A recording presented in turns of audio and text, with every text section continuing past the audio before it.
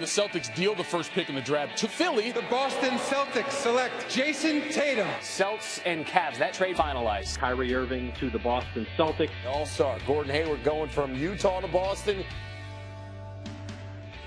So what's the offseason been like? The offseason has been very busy. From a work standpoint, there's been non-stop action, in the Celtics office since preparing for the draft, and a busy time always, and free agency, which is always busy, but just a lot of action. Kyrie Irving through the D, lays it up and in. How much confidence do you have that Kyrie can be the number one guy and the leader of this franchise? Kyrie is a very gifted player, but he certainly can't win a championship by himself. The bottom line is they all need each other. And when you have players that are great like Gordon and great like Kyrie, then what that does is that just allows the rest of the players to be able to play within themselves and not have to try to do too much, because those guys will carry the burden, carry a heavier load in creating opportunities against good defense. So that's the great thing about having great players. But having multiple great players, it takes the burden off of one. It's our job to bring the best out of one another every single day.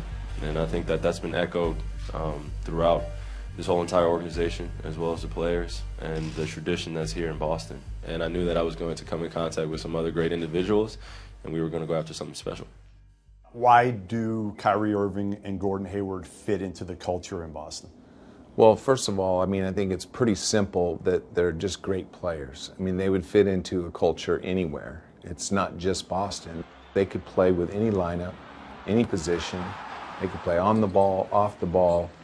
They're just smart, all-around basketball players. But I think those guys fit into any culture. What a dismantling here in Boston. The fans applauding their Boston Celtics. We do see a lot of upside for this Boston team. A lot of young talent. They've got a great young coach, and they've got money to spend. Only 4 players back from last year's team.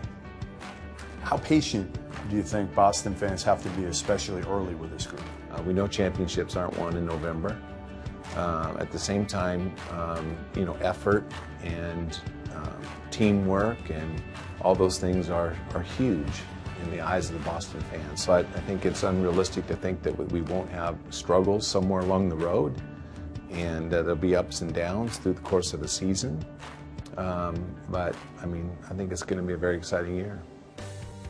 Everybody wants to know, how much closer do you think you got to being able to compete with Golden State and even Cleveland for the East?